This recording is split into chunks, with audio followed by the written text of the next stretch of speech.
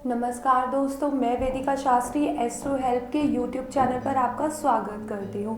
दोस्तों, आज मैं आपको माँ दुर्गा के बहुत ही पवित्र पर्व के बारे में बताऊंगी, यानी कि नवरात्रि के बारे में। दोस्तों, नवरात्रि का अर्थ है नवरात्रि, अर्थात 9 दिनों तक माँ दुर्गा का विशेष श्रृंगार एवं पूजन किया जाता है।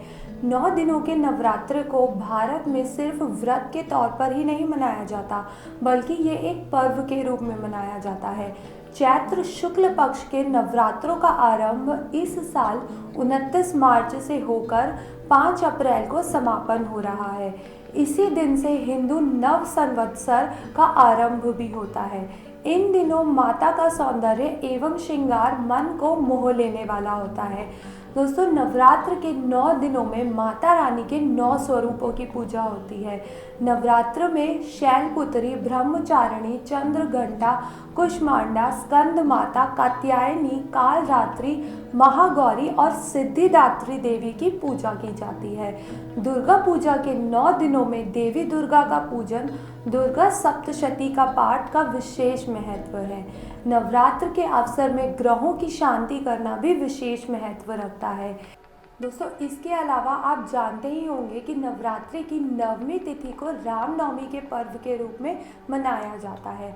मान्यता है कि इस तिथि को भगवान राम का जन्म हुआ था। इस दिन भक्त माँ दुर्गा की आराधना कर 9 छोटी कन्याओं को भोजन कराते हैं। अब मैं आपको बताती हूँ नवरात्र की पूजन विधि के बारे में। दोस्तों, नवरात्रि के पहले दिन स्नान आदि के बाद घर में धरती माता, गुरुदेव व इष्ट देव को नमन करें। इसके बाद गणेश जी का आवाहन करें और कलश की स्थापना करते हुए उसमें आम के पत्ते और पानी डालें।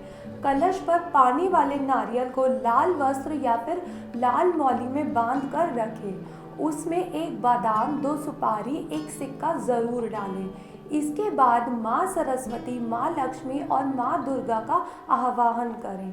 ज्योत व धूप बत्ती जलाकर देवी माँ के सभी रूपों की पूजा करें। नवरात्र के समापन पर कलश के जल को घर में छींटा मारें और कन्या पूजन के बाद प्रसाद वितरण करें। दोस्तों, अब मैं आपको नवरात्रि में करने वाले उपायों के बारे में बताती हूँ।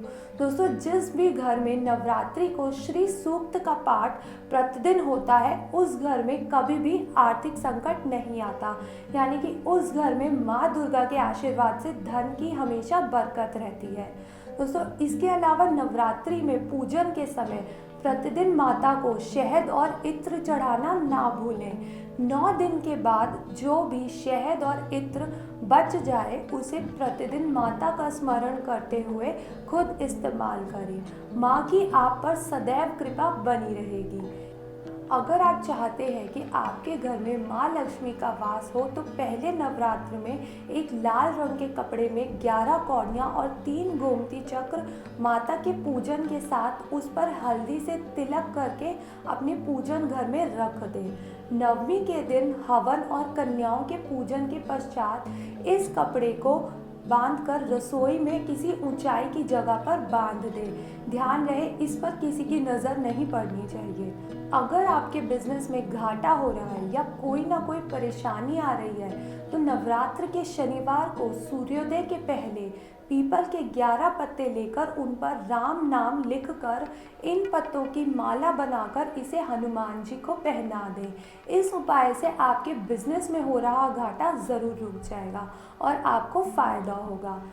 नवरात्र में 2 जामुनिया रत्न लेकर उसे गंगा जल में डुबोकर घर के मंदिर में रखें। फिर हर शनिवार को माता दुर्गा का स्मरण करते हुए उस जल को पूरे घर में छिड़क दें। घर के सदस्यों के बीच में प्रेम बढ़ने लगेगा। इसके बाद पुनः इन रत्नों को गंगा जल में डुबोकर मंदिर में रख दें। इस प्रयोग को नवरात्र से ही शुरू करेंगे तो बहुत अच्छा होगा। तो दोस्तों, ये थी पूरी जानकारी नवरात्रि के बारे में। मैंने आपको ये भी बताया कि नवरात्रि में किन उपायों से आपकी किस्मत चमक सकती है। अब समय है आपसे विदा लेने का। अगली बार मैं फिर लौटूंगी किसी नए विषय में जानकारी लेकर। मैं आशा करती हूँ कि नवरात्रि का ये पर्व आपके जीवन में ढेर सारी खुशियाँ लेकर आए। दोस्तों, आप हमारा YouTube चैनल सब्सक्राइब और शेयर करना बिल्कुल ना भूलें। आप हमारा Facebook पेज भी लाइक कर सकते हैं। नमस्कार।